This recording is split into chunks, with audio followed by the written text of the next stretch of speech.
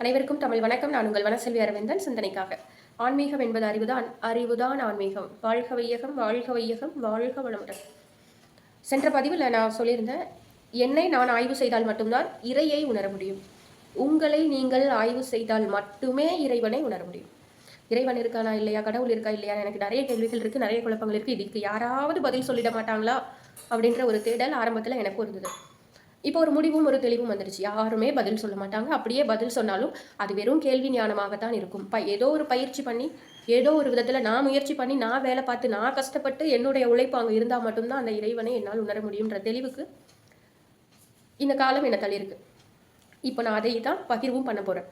இப்போ நம்ம நினச்சிட்டு இருக்கிறோம், யாரோ ஒருத்தங்க வந்து இதுதான் கடவுள், இப்படி தான் இருக்கும், நீ பாரு அப்படின்னு கூட்டு வந்து காமிச்சா நம்ம பார்க்க தயாராக இருக்கும். ஆனால் நம்ம தேட தயாராக இல்லை, நம்முடைய உழைப்பை கொடுக்க தயாராகவே இல்லை. பக்தின்னு ஒரு விஷயத்தை நமக்கு முன்னோர்கள் ஏன் கொடுத்தாங்க? அந்த ஒரு விஷயம் இல்லை அப்படின்னா பயம் போயிடும். இன்னும் மேலே மேலே மேலே பாவம் செய்வோம், என்ன செய்கிறோன்னே தெரியாமல் செய்வோம். அப்போது அவ்வளோ மோசமாக நீ இருக்கிற, உன்னுடைய மனசுக்கு கொஞ்சம் ஓய்வு வேணும், உன்னுடைய மனசு கொஞ்சம் சிந்திக்கணும். இங்கே போய் உட்காரு, ஒன்று நீ ஆய்வு பண்ணணும். அங்கே போய் என்ன பண்ணணும்னா, நான் இவ்வளோ நாள் என்ன பண்ணினேன், என்ன பண்ணிகிட்டு இருக்கேன், இனிமேல் என்ன பண்ண போகிறேன், ஏன் இதெல்லாம் நடக்குதுங்கிறத சிந்தனை செய்வதற்கான ஒரு இடம். இந்த மனசை ஓய்வில் வச்சுக்கக்கூடிய ஒரு இடம் ஆலயம். பக்திங்கிறது இந்த மனம் பண்பட வேண்டிய ஒரு செயல். ஆனால் நாம் எல்லாத்தையும் ஒரு சடங்குகளாக மட்டுமே வச்சுருக்கோம். ஒரு சடங்கோ இல்லை ஒரு ஏதோ ஒரு விஷயத்த முன்னோர்கள் நமக்கு கொடுக்குறாங்கன்னா காரணம் இல்லாமல் கொடுத்துருக்க மாட்டாங்க. அந்த காரணம் என்ன அப்படின்றத தெரிஞ்சுக்கணும். ஒரு கதையை சொல்லி ஒரு தத்துவத்தை கொடுத்தாங்க அப்படின்னா தத்துவத்தை பிடிச்சிக்க பழகணும். நம்ம கதையை மட்டும்தான் பிடிச்சிட்ருக்கோம். நம்ம ரொம்ப ஆழமாக சிந்திச்சு பார்க்கணும். பல பல பாவங்களை பண்ணிட்டு, கடவுளே, முருகா, கந்தா, சிவபெருமானே, இயேசுவே, அல்லாவேன்னு போய் காலில் விழுந்துட்டோம், பாவ மன்னிப்பு கேட்டுட்டோம் அப்படின்னா இறைவன் மன்னிப்பானா? இறைவன் அவ்வளோ முட்டாளா? நாம் நினைக்கிறோம் நாம பெரிய புத்திசாலி, பார்த்துக்கலாம், செஞ்சுக்கலாம், இன்னும் காலம் இருக்குது, மன்னிப்பு தானே கேட்டுடலாம், இல்லை பணம் இருக்குது சமாளிச்சுக்கலாம், இல்லை வயசு இருக்குது பார்த்துக்கலாம், எவ்வளோ யோசிக்கிறோம். மிகப்பெரிய உண்மை, இறைவன் அன்பானவன், கருணையானவன், இப்படியே சொல்லி சொல்லி சொல்லி பழகி அவன் மன்னிச்சிடுவாங்கிற தைரியத்தில் பல பல பாவங்களை சாதாரணமாக செய்கிறோம். மேலான ஒரு ரகசியம், மேலான ஒரு உண்மை, இறைவன் சத்தியமானவன், இறைவன் உண்மையானவன். நீ என்ன செய்யோ அதை உனக்கு கொடுப்பான். கருணை உள்ளவன், அன்பானவன்கிறதுனால மன்னிப்பாங்கிற அர்த்தம் மட்டும் கிடையவே கிடையாது. சினிமா டைலாக் மாதிரி மன்னிப்புங்கிற வார்த்தைக்கு அவனுக்கு பிடிக்காது, அவனுக்கு அர்த்தம் தெரியாது. அவன் உண்மையானவன். நான் அடித்தா அவன் என்ன அடிப்பான், நான் சிரிச்சா அவன் சிரிப்பான், நான் உதவி பண்ணால் அவன் உதவி பண்ணுவான். இறைவனின் குணம் அதுதான். நீ என்ன கொடுக்குறியோ அதை உனக்கு திருப்பி கொடுப்பான். அப்போ நாம தான் கொடுப்பதில் கவனமாக இருக்க வேண்டும், பேசுவதில் கவனமாக இருக்க வேண்டும், நினைப்பதில் கூட கவனமாக இருக்க வேண்டும்.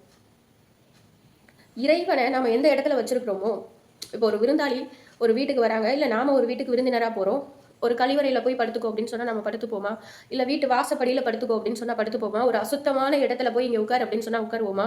இந்த மனசில் அவ்வளோ குப்பை, கோபம், பொறாமை, எவ்வளோ பேருக்கு எவ்வளோ சாபம் கொடுக்குறோம், எவ்வளோ பேர் கெட்டு போகணும்னு நினைக்கிறோம், எவ்வளோ பொறாமை உள்ள வச்சிருக்கிறோம். இந்த மனசில் அந்த இறைவன் வந்து உட்காரணும்னு நினைக்கிறது எவ்வளோ பெரிய கீழான எண்ணம்.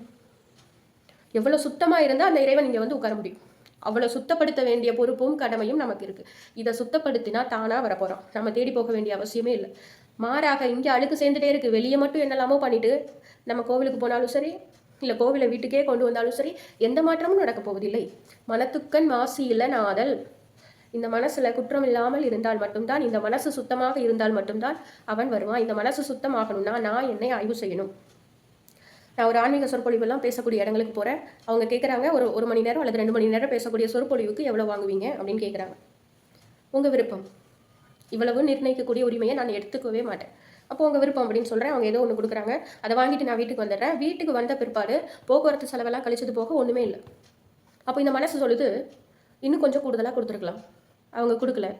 இந்த மனசு சொல்லுது, ஏன்னா இந்த மனசு தான் பணத்தை நான் நிர்ணயிக்க மாட்டேன்னு சொல்லிச்சு, உங்களால் முடிஞ்சதை கொடுன்னு சொல்லிச்சு. அதே மனசு அந்த பணம் பற்றாக்குறையாக போகிற போது இன்னும் கொஞ்சம் கூடுதலாக அவங்க கொடுத்துருக்கலான்னு குறையவும் பழியவும் அவங்க மேலே சொல்லுது.